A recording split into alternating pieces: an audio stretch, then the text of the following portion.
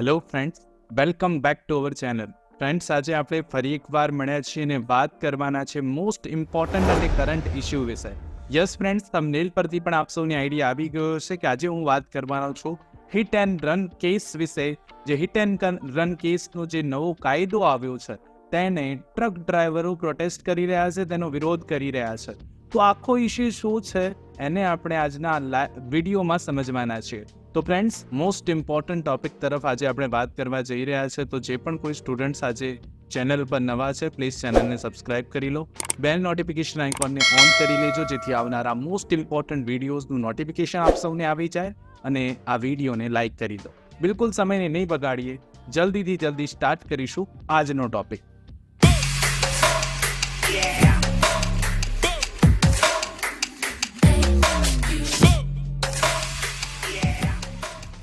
તો friends, hit and run cases આપ અત્યારે ન્યૂઝપેપરમાં પણ વાંચી રહ્યા છો કે એનો બહુ જ વિરોધ થઈ રહ્યો છે. તો હિટ એન્ડ રન કેસીસમાં પ્રોટેસ્ટ કરી રહ્યા છે કોણ? Truck drivers.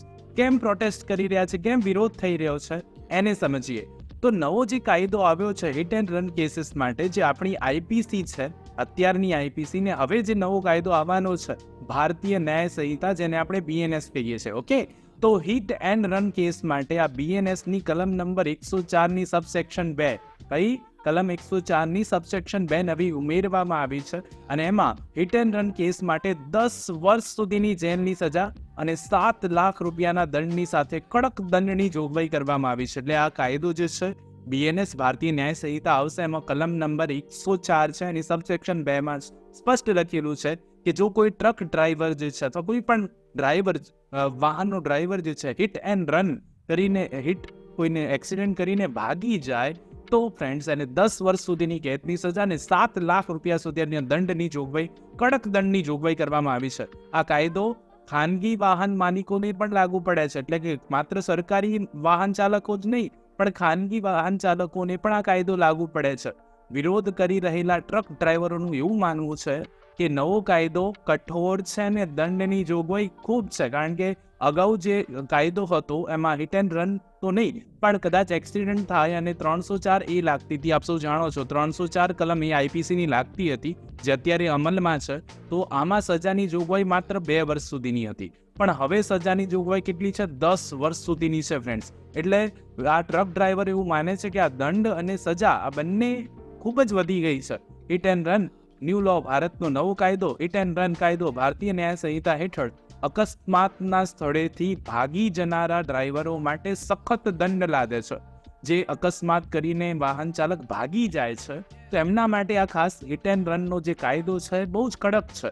કાયદા અનુસાર હિટ એન્ડ રન અકસ્માત બાદ ઘટના સ્થળેથી ભાગી જનાર ડ્રાઈવરને 10 વર્ષની કેદ અને 7 લાખનો દંડ થઈ શકે છે. એટલે જે વ્યક્તિ હિટ કરીને, એટલે કે એક્સિડન્ટ કરીને ભાગી જશે, જે ડ્રાઈવર, ટ્રક ચાલક કે કોઈ પણ વાહન ચાલક જે હશે, જો એમ કરીને ભાગી જશે, જેને આપણે હિટ એન્ડ રન તરીકે ઓળખીએ છીએ, તો એને 10 વર્ષ સુધીની કેદ થઈ શકશે અને 7 લાખ રૂપિયા સુધીનો દંડ પણ થઈ શકે.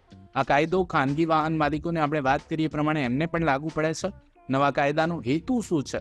તો આ નવા કાયદાનો હેતુ હિટ એન્ડ રન કેસની સંખ્યા જે છે એ ઘટાડવાનો છે. દર વર્ષે ફ્રેન્ડ્સ, આપ નહીં માનો, દર વર્ષે ભારતમાં લગભગ 50,000 જેટલા લોકો રોડ અકસ્માતમાં મૃત્યુ પામે છે. નવા કાયદા હેઠળ હિટ એન્ડ રન કેસ માટે દંડ ભારતીય દંડ સંહિતા હેઠળ અગાઉના દંડની તુલનામાં નોંધપાત્ર રીતે બહુ જ ગંભીર છે.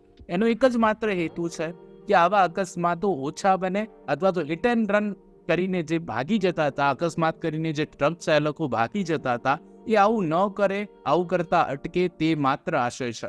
નવા કાયદા હેઠળ હિટ એન્ડ રન કેસ માટે દંડની જોગવાઈ શું છે, સજાની જોગવાઈ શું છે? તો 10 વર્ષ સુધીની કેદ અને 7 લાખ રૂપિયાનો દંડ. નવો હિટ એન્ડ રન કાયદો શા માટે રજૂ કરવામાં આવ્યો, શું કારણ છે આની પાછળનું? તો એ સમજીએ કે ભારતમાં નવો હિટ એન્ડ રન કાયદો બીએનએસ ભારતીય ન્યાય સંહિતા હેઠળ અકસ્માતો અને તેના પરિણામોના નોંધપાત્ર મુદ્દાને સંબોધવા માટે રજૂ કરવામાં આવ્યો. જે અકસ્માતો બની રહ્યા છે હાલમાં, જેમ કે આપણે કહી શકીએ કે લગભગ 3 મિનિટમાં એક અકસ્માત બને છે ભારતમાં, અને ત્યાં એક વ્યક્તિનું દુઃખદ મૃત્યુ થઈ જાય છે. આ આંકડા છે ફ્રેન્ડ્સ, નવો કાયદો લાદવાના મુખ્ય કારણો શું છે? તો મેં પહેલાં પણ કહ્યું કે હિટ એન્ડ રન કેસીસની સંખ્યા ઓછી થાય. નવા કાયદાનો હેતુ બસ એટલો જ છે કે આવા અકસ્માતોની સંખ્યા ઘટાડવાનો, જેના પરિણામે ભારતમાં દર વર્ષે આપણે વાત કરી કે 50,000 જેટલા મૃત્યુ થાય છે. જવાબદારીમાં વધારો કર્યો છે આ કાયદાથી. કાયદો આવા અકસ્માતોમાં સામેલ ડ્રાઈવરોની જવાબદારી વધારી છે અને એના માટે આ ખાસ કરીને દંડ અને કેદની જોગવાઈ લાવે છે, જે 10 વર્ષ સુધીની કેદ અને 7 લાખ રૂપિયાનો દંડ છે. કાનૂની માળખું. નવો કાયદો બ્રિટિશ યુગના ભારતીય દંડ સંહિતા આઈપીસીને બદલે છે. સીઆરપીસી અને પુરાવા અધિનિયમમાં ફેરફારો સહિત ફોજદારી ન્યાય પ્રણાલીમાં પણ ઓવરઓલ ફેરફારો કરે છે. જે નવો કાયદો આવવાનો છે એની વાત છે. પીડિતોને વધુ અધિકારો આપે છે આ કાયદો, કારણ કે જે પણ કંઈ પીડિત હોય છે અને ભોગ બનનાર વ્યક્તિ છે એને બોલાવવાનો અધિકાર આપે છે. અકસ્માતથી પ્રભાવિત જે પણ કોઈ લોકો છે એ બધાને કાનૂની પ્રક્રિયાની ખાતરી અહીંયાથી મળી રહે છે. માર્ગ સલામતીને અહીંયા આ કાયદો પ્રોત્સાહન આપે છે. હિટ એન્ડ રન કેસ માટે સખત દંડ લાદીને નવા કાયદાનો હેતુ માર્ગ સલામતીને પ્રોત્સાહન આપવાનો છે કે રોડ સેફટી જળવાઈ રહે.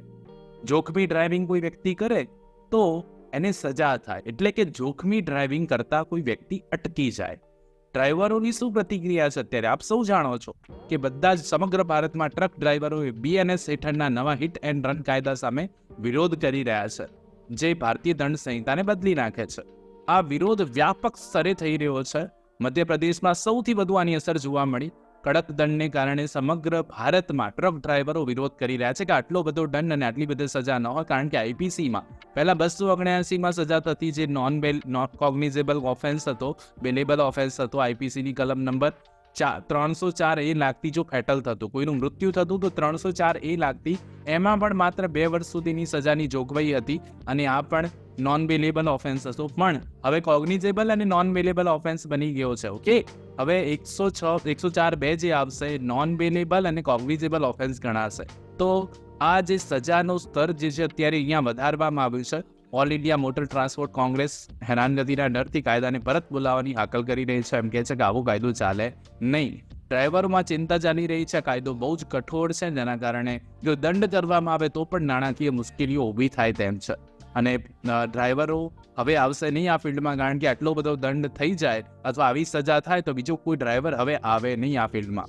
ખોટા આરોપો થાય, 10 વર્ષની સજા તરફ દોરી જાય. જો કોઈ ખોટો આરોપ પણ થયો તો પણ આવી રીતે 10 વર્ષની સજાની વાત છે. વિરોધની અસર શું થઈ રહી છે? તો આપ સૌ જાણો છો, વિરોધથી ઘણું બધું નુકસાન થાય છે. હંમેશા આવી રીતે ટ્રક ડ્રાઈવર ચક્કાજામ કરી દે, પોતે જે વ્યવહાર કરતા હોય, જ્યાં જતા આવતા હોય ત્યાં ન જાય ને થોભી જાય, ટ્રકના ટાયર્સ થોભી જાય તો શું થાય? ઘણું નુકસાન થાય. અને એ જ અહીંયા જોવા મળી રહ્યું છે. ઘણી બધી અસર જોવા મળી રહી છે ને એમાં સૌથી વ્યાપક અસર ઈંધણ પર જોવા મળી રહી છે. દેશના અન્ય ભાગોમાં પણ આવા જ પ્રદૂષણો ચાલુ રહ્યા છે અને નવા કાયદાને કારણે ટ્રક ડ્રાઈવરોને આજીવિકા અને ઉદ્યોગનું ભવિષ્ય જોખમમાં દેખાઈ રહ્યું છે. તો આ બધું જ કેમ થઈ રહ્યું છે ફ્રેન્ડ્સ? મેં હમણાં વાત કરી કે અહીંયા હિટ એન્ડ રનની જે વાત છે, બીએનએસ ભારતીય ન્યાય સંહિતામાં એક નવું એડ કરવામાં આવેલું છે અને અહીંયા જે સજા ઓછી હતી એ સજાને વધારવામાં આવી છે, જે બહુ જ અગત્યનું પગલું ભરવામાં આવ્યું છે. પણ ટ્રક ડ્રાઈવરો જે છે આનો વિરોધ કરી રહ્યા છે કે આ બહુ જ ગંભીર, વધારે પડતી સજા છે, વધારે પડતો દંડ છે, આટલો બધો હોવો જોઈએ નહીં. પણ આ હિટ એન્ડ રન લાવવાનો હેતુ શું એ પણ આપણે સમજ્યા સાથે સાથે કે હિટ એન્ડ રનનો આ જોગવાઈ જે છે એ લાવવાનો હેતુ બસ એકમાત્ર છે કે અકસ્માત કરીને કોઈ વ્યક્તિ ભાગી ન જાય, હેલ્પ કરે અને આવા અકસ્માતોની સંખ્યામાં ઘટાડો થાય, એ એકમાત્ર અહીંયાથી હેતુ છે. તો ફ્રેન્ડ્સ, આઈ હોપ સો આ ઇશ્યુ વિશે આપ સૌને આજે ખબર પડી ગઈ હશે. જો ખબર પડી ગઈ હોય તો આ વિડીયોને એક લાઇક કરી દેજો. ચેનલ પર જો આપ નવા છો તો પ્લીઝ ચેનલને સબસ્ક્રાઇબ કરી લો, બેલ નોટિફિકેશન આઇકોનને ઓન કરી લો. આવા મહત્વના વિડીયો હું આપ સૌ માટે લાવતો રહીશ. તો ફ્રેન્ડ્સ, મળીએ નેક્સ્ટ વિડીયોમાં. ત્યાં સુધી જોતા રહો અમારી ચેનલ રિયલ એજ્યુકેશન ગેજેટ. આપને આ વિડીયો કેવો લાગ્યો કોમેન્ટ કરીને મને જરૂરથી જણાવજો. Thank you so much all of you.